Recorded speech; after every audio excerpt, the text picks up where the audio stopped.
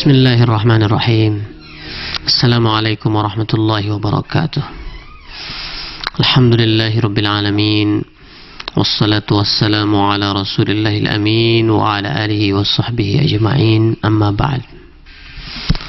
وقد قال الله تعالى في كتابه الكريم وهو أصدق القائلين أعوذ بالله من الشيطان الرجيم بسم الله الرحمن الرحيم وإذا سألك عبادي عني فإني قريب أجيب دعوة الداعي إذا دعاني فليستجيبوا لي وليؤمنوا بي لعلهم يرشدون صدق الله العظيم.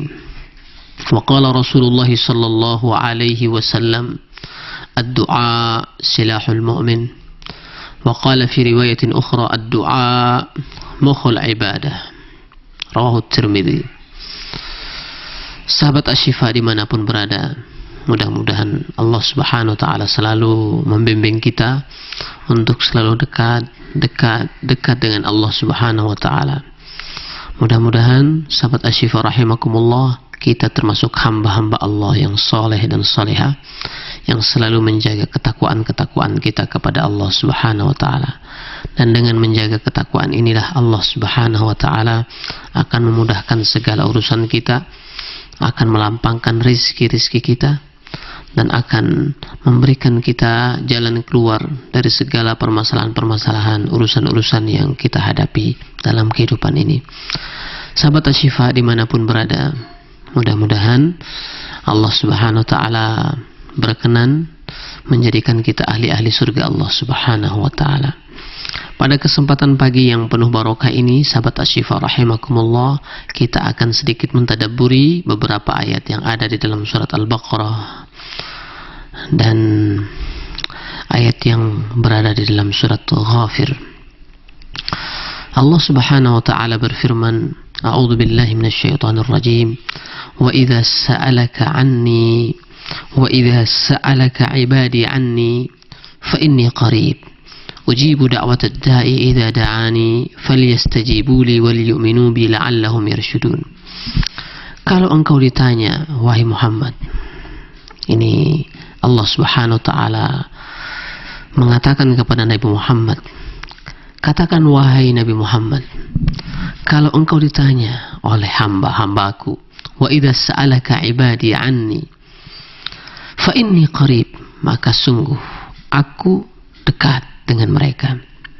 Ujibu da'watad da'i idza da'ani, aku akan mengabulkan doa-doa yang dilantunkan, doa-doa yang hamba-hambaku minta, aku akan kabulkan. Ujibu da'watad da'i idza da'ani, kalau mereka meminta dan berdoa kepadaku, falyastajibu li, maka hendaklah mereka mengikuti, hendaklah mereka mentaati apa yang datang dariku, falyastajibu li wal yu'minu bi, dan hendaklah mereka beriman kepadaku, la'allahum yarshudun, mudah-mudahan mereka mendapatkan petunjuk.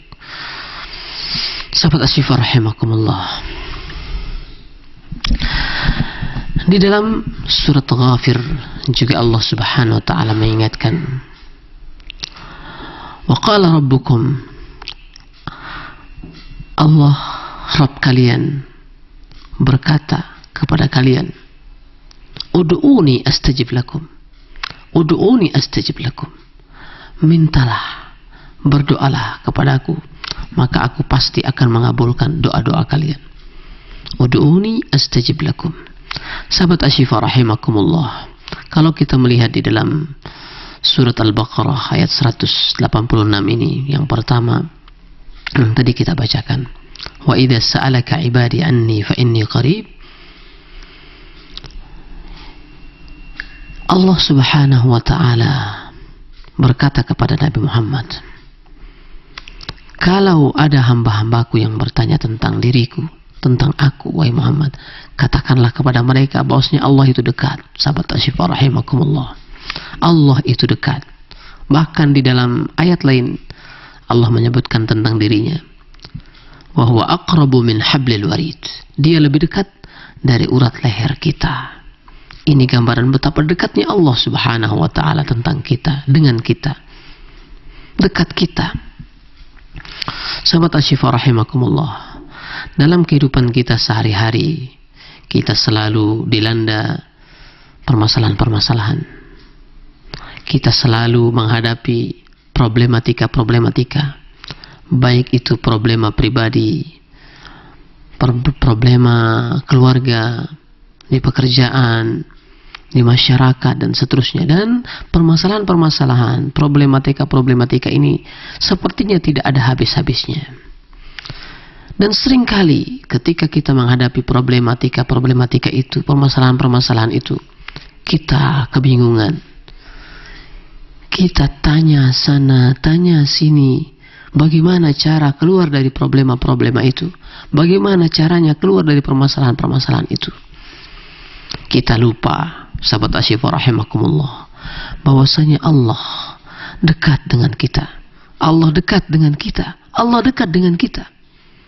Ketika kita punya masalah, problema-problema, ketika kita meyakini dan menyadari kita seorang mukmin, maka orang mukmin selalu mengingat Allah Subhanahu wa taala. Selalu mengingat Allah Subhanahu wa taala. Selalu mengingat Allah Subhanahu wa taala. Baik dalam keadaan susah maupun senang. Baik dalam keadaan sempit maupun lapang. Sahabat Asy-Syifa rahimakumullah, ketika kita meminta kepada Allah, maka Allah berjanji Allah akan mengabulkan permintaan-permintaan kita. Allah akan mengabulkan doa-doa kita. Tapi permasalahannya adalah, sahabat Asy-Syifa rahimakumullah, sudahkah kita mengingat Allah dalam doa-doa kita? Sesering apakah kita berdoa kepada Allah Subhanahu wa taala?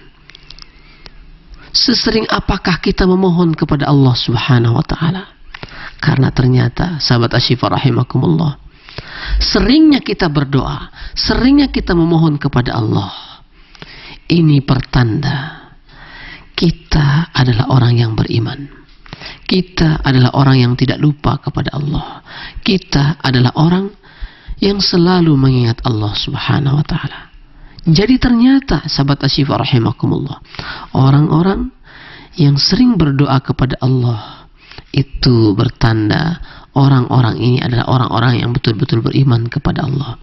Orang-orang ini adalah orang-orang yang selalu ingat kepada Allah Subhanahu wa taala.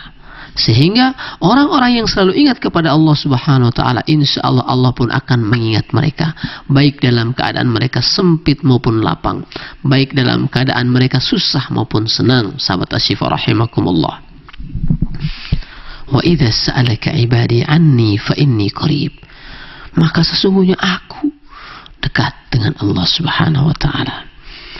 Dan di dalam surat Ghafir, Allah Subhanahu wa taala juga mengingatkan, wa qala rabbukum, Rabb kalian Allah Subhanahu wa taala berfirman, ud'uni, panggil saya, berdoa kepadaku, maka aku akan mengabulkan doa-doa kalian. Wa qala rabbukum ud'uni astajib lakum.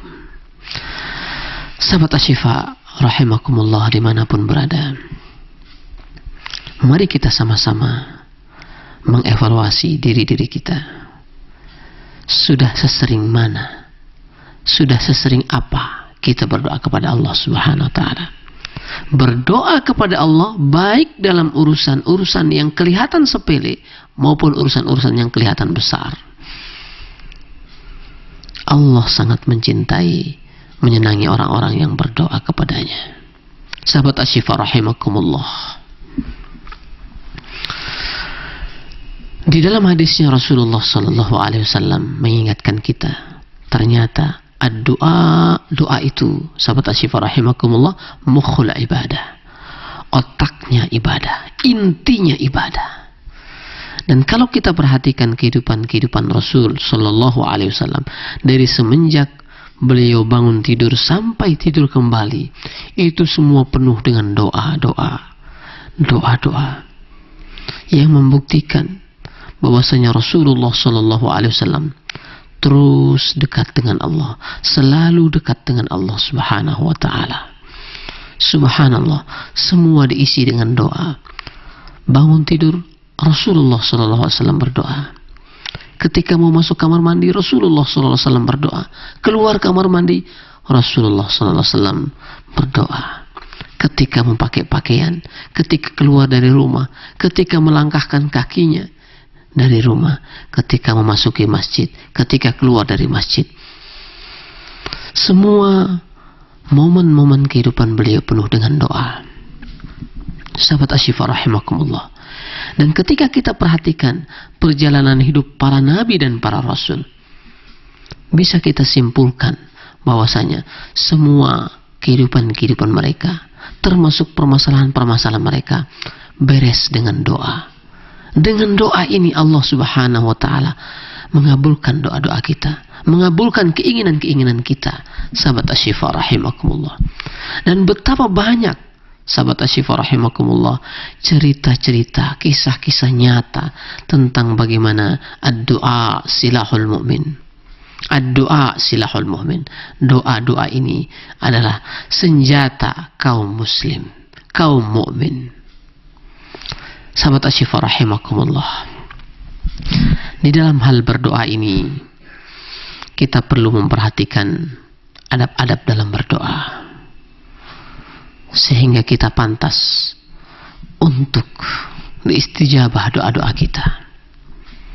Di antaranya adalah bagaimana kita menjaga kesucian lahir dan batin kita.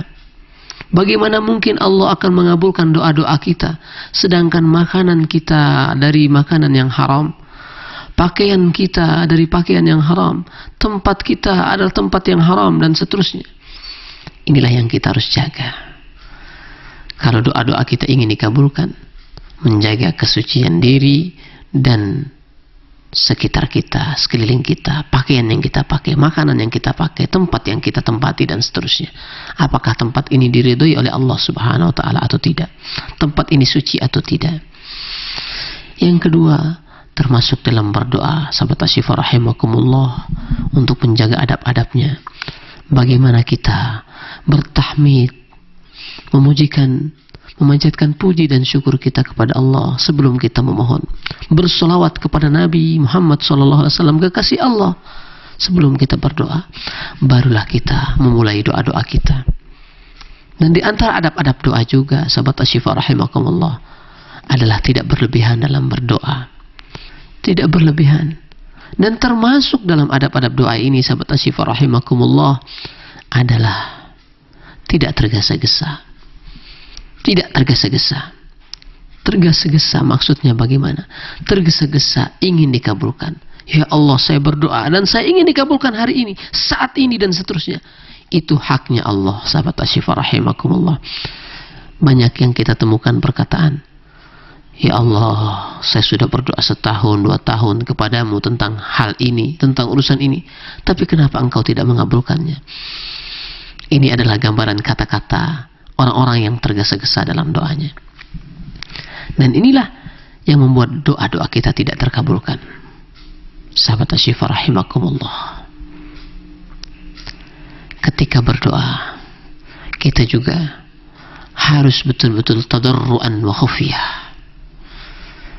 Kita bertunduk kepada Allah, berdoa dalam keadaan tunduk, menyerah diri kepada Allah Subhanahu wa ta'ala, dan dengan suara yang lemah lembut, dengan suara yang tidak dikeraskan, karena Allah Maha mendengar apa yang kita ucapkan, termasuk apa yang terlintas dalam hati-hati kita. Allah mendengarnya, sahabat Asy-Syifa rahimakumullah. Sahabat Asy-Syifa rahimakumullah, dimanapun berada, ketika berdoa, ada hal-hal yang sangat berkaitan dengan doa-doa kita. Ketika kita ingin betul-betul doa-doa kita ini dikabulkan, selain tadi adab-adab dalam berdoa, kita juga harus memperhatikan waktu-waktu yang mustajab dalam berdoa, keadaan-keadaan yang mustajab dalam berdoa, tempat-tempat yang mustajab ketika berdoa. Ketika 3 hal ini dan yang tadi kita sebutkan tentang adab berdoa ini kita laksanakan, maka insya Allah Allah akan mengabulkan doa-doa kita. Sahabat Asy-Syifa rahimakumullah. Tempat berdoa yang mustajab, kita betul-betul harus memahaminya. Sebagaimana kita ketahui, tempat yang paling mustajab di atas dunia ini adalah multazam. Multazam yang ada di Makkah, di Masjidil Haram, di Ka'bah al-Musyarrafah, ma baina al-Hajar al-Aswad wa Babul Ka'bah, antara Hajar Aswad dan pintu Ka'bah. Ini yang disebut multazam, tempat yang paling mustajab untuk berdoa di dunia ini. Maka bagi kita yang diberikan taufik untuk berangkat ke tanah suci, untuk umroh atau haji dan seterusnya, jangan sampai kesempatan untuk berdoa di depan multazam ini terlewatkan, sahabat Asy-Syifa rahimakumullah. Termasuk yang kedua, yang tempat yang paling mustajab adalah raudhah, antara mimbar Nabi dan rumah Nabi SAW. Ini adalah raudhatun min riyadil jannah. Ketika kita berdoa di sana, Allah akan mengabulkan doa-doa kita. Termasuk tempat-tempat yang mustajab adalah masjid-masjid Allah Subhanahu wa ta'ala. Ini adalah tempat yang mustajab di muka bumi ini. Maka ketika kita memiliki hajat dan keinginan kepada Allah, berdoa kepada Allah, kita pilih tempat-tempat yang mustajab ini. Majelis-majelis zikir itu adalah tempat yang mustajab untuk kita berdoa kepada Allah Subhanahu wa ta'ala, karena majelis ini disaksikan oleh para malaikat, disaksikan oleh Allah Subhanahu wa ta'ala, majelis-majelis zikir ini. Yang berikutnya tentang keadaan-keadaan ketika berdoa. Keadaan kita musafir, sahabat Asy-Syifa. Doa musafir ini mustajab. Keadaan ketika dizolimi, doa orang-orang yang dizolimi ini mustajab. Keadaan ketika Anda, wahai ibu-ibu, menjadi seorang ibu, doa-doa ibu adalah doa-doa yang mustajab. Doa-doa orang tua adalah doa-doa yang mustajab. Doa ketika turun hujan, subhanallah, ini waktu-waktu, kondisi-kondisi yang mustajab di dalamnya doa-doa. Yang berikutnya adalah waktu-waktu berdoa yang mustajab. Sahabat Asy-Syifa rahimakumullah, waktu-waktu yang mustajab Allah Subhanahu wa ta'ala telah hamparkan begitu banyaknya. Dan termasuk yang paling mustajab adalah ketika waktu sepertiga malam, sahabat Asy-Syifa rahimakumullah. Ketika inilah Allah Subhanahu wa ta'ala turun ke atas dunia di sepertiga malam, lalu Allah mengatakan, siapa di antara kalian hamba-hambaku yang berdoa kepadaku, aku akan kabulkan doanya. Siapa di antara kalian, wahai hamba-hambaku, yang meminta ampun kepadaku, aku akan ampuni dia. Sepertiga malam, sahabat Asy-Syifa rahimakumullah. Waktu setelah sholat 5 waktu sehari semalam, itu adalah waktu yang mustajab setelah selesai sholat. Waktu ketika bersujud kepada Allah, itu adalah waktu yang mustajab untuk berdoa. Karena dalam hadisnya Rasulullah SAW mengatakan bahwasanya aqrab ma yakunul abd, waktu di mana Allah, seorang hamba itu sangat dekat hubungannya dengan Allah adalah ketika dia sujud kepada Allah Subhanahu wa ta'ala. Waktu ketika kita menunggu iqamat sebelum qomat, waktu antara dua khutbah ketika hari Jumat, dan banyak sekali waktu-waktu yang mustajab yang Allah Subhanahu wa ta'ala telah hamparkan kepada kita untuk sebanyak mungkin betul-betul menggunakan waktu-waktu yang mustajab ini untuk berdoa kepada Allah Subhanahu wa ta'ala.